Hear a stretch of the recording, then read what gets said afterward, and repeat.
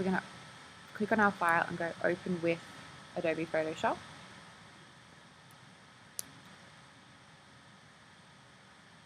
Once we've opened that, we're going to save it as a new document.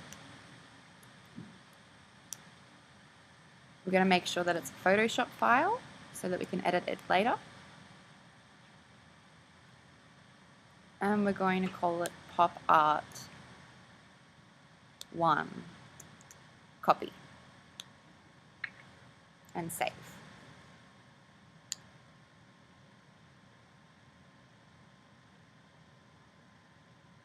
Then we're going to open up the original document in Photoshop as well by right-clicking and going Open With.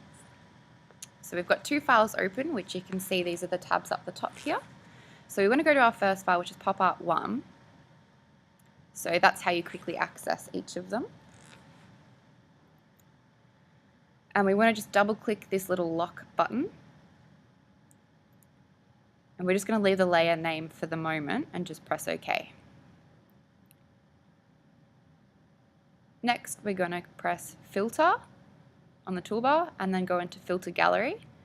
There's lots of different filters that we can use, but for this specific one, we're going to use a halftone pattern, which is under the Sketch folder. And we're just going to zoom out by pressing Command minus, sorry. So we can make the dots really big by changing the size, but because we're going to be painting, we want to make the dots quite small so that we can copy it in real life.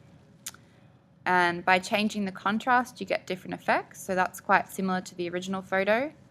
The higher the contrast, the more it flattens the image.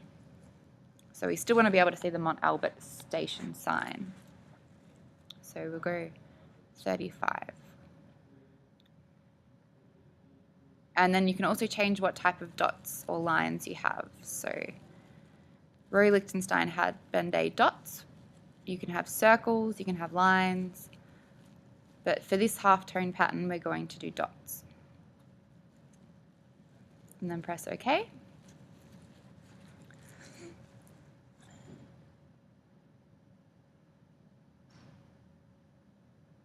So we're just going to save it to start off with, because it's always good to save on the way.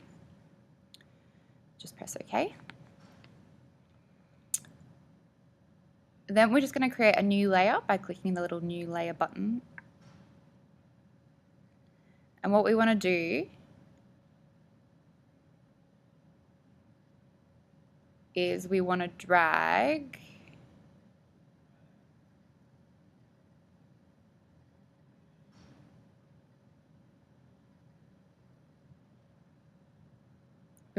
layer 1 down underneath layer 0. And we want to call layer 1 our key. That's because it's got all the information on it. And then, which is our image. And then layer 1 we want to call background. So key just means that it's got most of the information, and background will just be where all the colors are. Then we want to change layer, not background, we want to change our key layer from a normal file to a linear burn. This just means that all the white that's in the image will become transparent. So we'll be able to see the background colors coming through. So now we want to get our eyedropper tool. So if you hover over the tool, the name will come up. And we want to go into our other file. The eyedropper tool essentially picks up colors. So you can just click anywhere on the picture and it will come up with the color.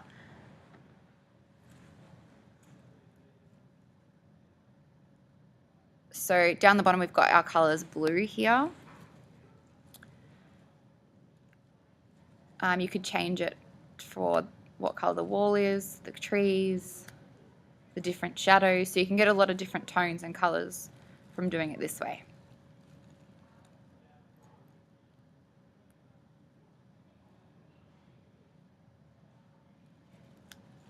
So we could start off with the blue color, but what we want to do for this is we want to use a mid-tone as opposed to a bright colour, because we're going to colour the whole image this colour. So we're going to choose a colour off the wall because it's a mid-range colour in the image. And then we're going to click on the paint bucket tool. We're going to click on the background, make sure we click on the background layer so that we're working on that layer, and just click anywhere on that layer and it will change the whole image to one colour.